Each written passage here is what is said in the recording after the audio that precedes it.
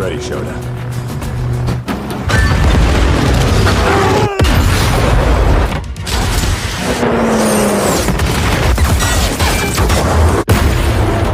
Seorang pilot Uni Soviet yang sedang menjalankan misi terpaksa pesawatnya harus mendarat darurat di wilayah musuh.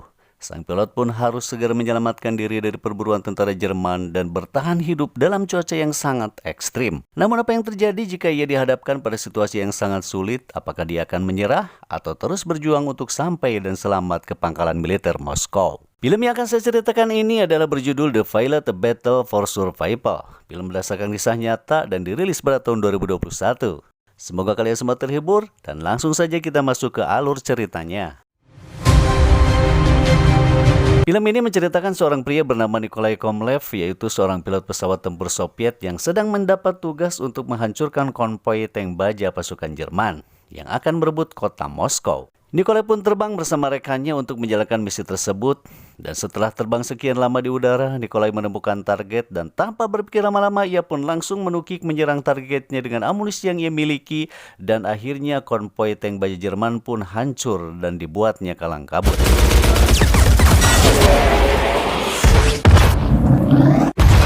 Ketika mereka asik menyerang tentara Jerman, dari arah belakang tiba-tiba muncul 3 pesawat Jerman menyerang. Satu pesawat rekan Nick jatuh tertembak dan kini justru Nick yang akan menjadi sasaran berikutnya. Sadar ia menjadi target 3 pesawat musuh, Nick pun segera bermanuver dan membalas menyerang dan berhasil menembak jatuh satu pesawat Jerman. Tapi sayang, rupanya pesawat Nick pun tertembak dan mengalami kerusakan yang cukup parah yang mengharuskan Nick mendaratkan pesawatnya secara darurat. Machine gun stuck the fucking thing!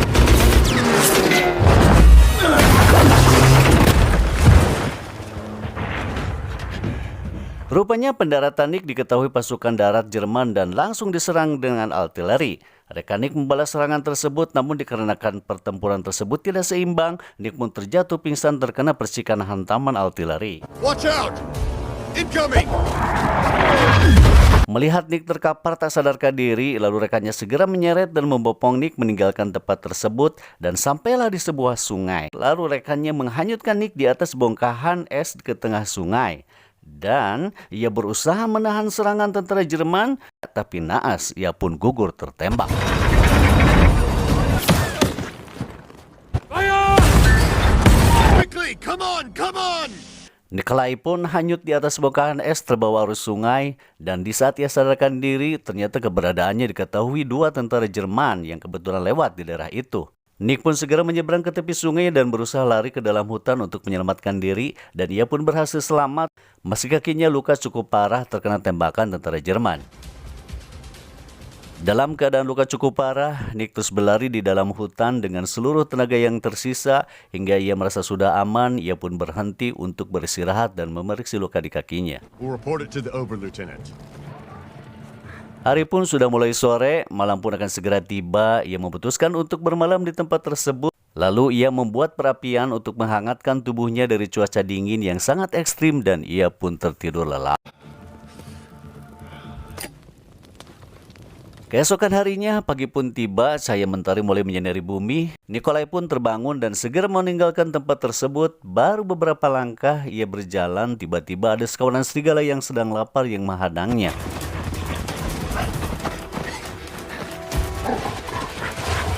Sadar akan bahaya tersebut, Nikolai pun berlari sekuat tenaga dan serigala itu terus mengincarnya sampai Nick terjatuh dan terdesak.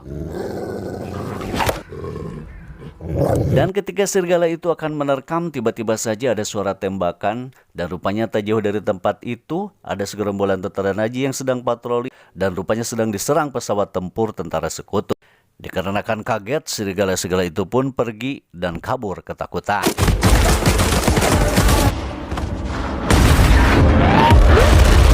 Diuntungkan dengan situasi itu, Nick pun segera meninggalkan tempat itu sejauh mungkin. Nick terus berjalan naik gunung lewati lembah bersalju dan sesekali ia berhenti untuk memakan apapun yang dapat ia makan. Seperti ikan mentah yang sudah beku terselimuti salju, lalu ia meneruskan perjalanan hingga ia terjatuh kelelahan. Dan lagi-lagi ia diincar serigala yang sedang kelaparan di musim dingin.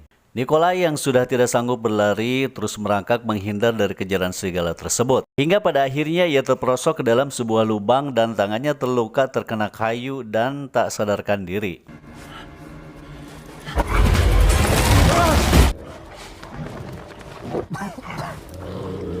Saat tersadar, Nikolai telah diselamatkan oleh seorang warga yang kebetulan lewat di hutan tersebut. Tubuh Nikolai diangkut kereta kuda dan ditutupi jerami agar tidak ketahuan pemeriksaan tentara Jerman.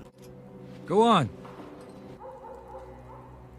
Lalu ia pun dibawa ke rumah patua itu yang bernama Vasily untuk diobati. Bapak tua itu sendiri ternyata berprofesi sebagai pandai besi. Ia memiliki anak laki-laki bernama Mikhail dan mantu bernama Misa. Dan Misa sendiri adalah mantan pasukan merah Soviet. Nikolai pun dibersihkan lukanya dan diobati seadanya, lalu mereka pun bersembunyi di ruang bawah tanah.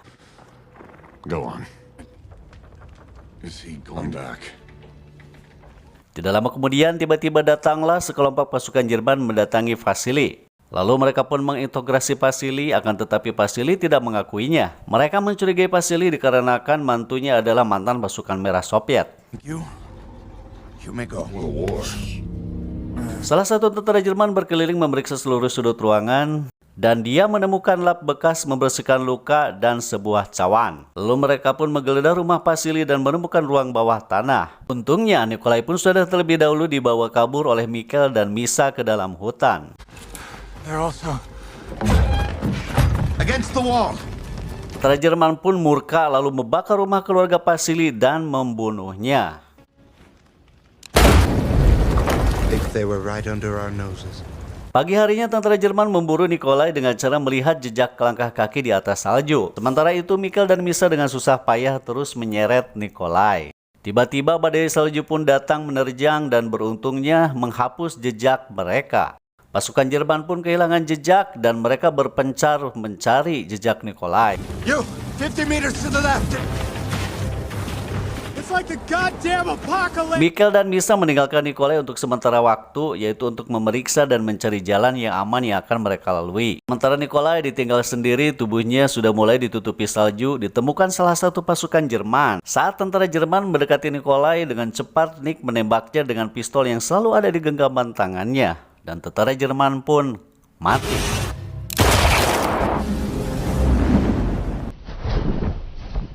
Right now! Mengetahui hal itu, Mikhail dan Misa pun berdebat. Mikhail ingin mereka menyerahkan diri saja ke pihak Jerman dengan harapan dapat ampunan. Sedangkan Misa sendiri sangat marah, ia tetap ingin menyelamatkan Nikolai sampai Moskow. Lalu Misa pun dengan susah payah menyeret Nikolai sendirian meninggalkan Mikhail. Sementara Mikhail pergi menyerahkan diri ke pasukan Jerman, tapi sayang bukannya dapat ampunan, ia pun malah dibunuh tentara Jerman. Just hang in there. It's okay, it's just me. It was the pilot. Di malam hari mereka pun sampai di wilayah pertempuran Soviet. Misa terus menyeret Nikolai masuk ke dalam parit agar terhindar dari tembakan. Namun sayang, Misa tewas tertembak. Dan akhirnya mereka pun ditemukan tentara merah Soviet dan diselamatkan.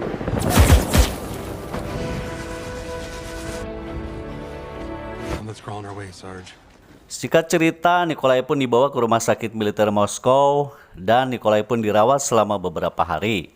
Setelah tersadar, Nikolai pun merasakan ada yang aneh di kedua kakinya. Lalu ia pun pelan-pelan membuka selimutnya dan ternyata kedua kakinya sudah diamputasi akibat luka yang sangat parah di kakinya. Tell you what, look at it this way. You got him. Setelah beberapa hari dirawat, Nikolai mendapatkan kaki palsu untuk memudahkan dia berjalan dan beraktivitas kembali. Pada awalnya, Nikolai pun merasa terpukul dengan kejadian itu, namun rekan di sebelahnya berusaha menenangkannya. Setelah itu, ia pun bangkit melawan rasa frustasi dan keterpurukan. Ia terus berlatih berjalan dan berolahraga. Setelah ia merasa sudah pulih, Nikolai pun ingin kembali menerbangkan pesawat tempurnya dan ingin berperang kembali melawan pasukan Jerman. Lalu Nikolai pun menghadap atasannya mengutarakan apa yang menjadi keinginannya itu. Tentu saja atasannya tidak mengizinkannya dengan melihat keadaan Nikolai saat ini. Namun Nikolai berusaha meyakinkan atasannya itu sambil memberikan sepucuk surat.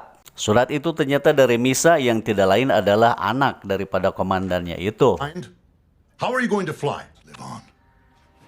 Dan akhirnya ia pun diizinkan kembali terbang. Kali ini Nikolai mendapatkan misi menghancurkan jembatan vital yang akan dilewati pasukan Jerman. Tiba-tiba Nikolai diserang pesawat tempur Jerman dari arah belakang. Lalu ia pun membalas serangan tentara Jerman tersebut dan akhirnya terjadilah pertempuran di udara. You see the messer? One's turning!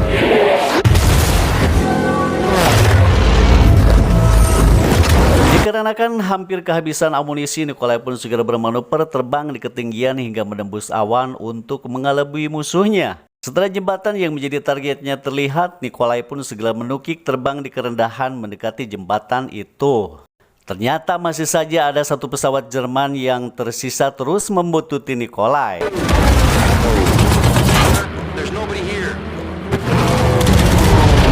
They're tailing us! Dikarenakan kehabisan amunisi, lalu Nikolai pun melepaskan bom asap untuk mengaburkan jarak pandang pesawat tempur Jerman. Dan pesawat Jerman pun hancur menghantam jembatan itu.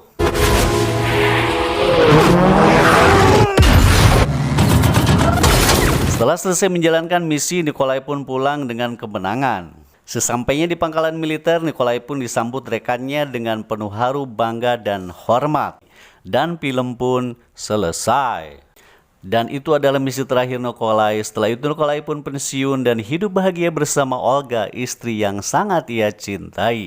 Terima kasih sudah menyimak dan nantikan alur cerita film berikutnya. Jangan lupa di subscribe, like, dan komen, dan share sebanyak-banyaknya. Oh, dan jangan lupa nyalakan loncengnya supaya kalian bisa dapat notifikasi video-video berikutnya. Terima kasih, bye-bye.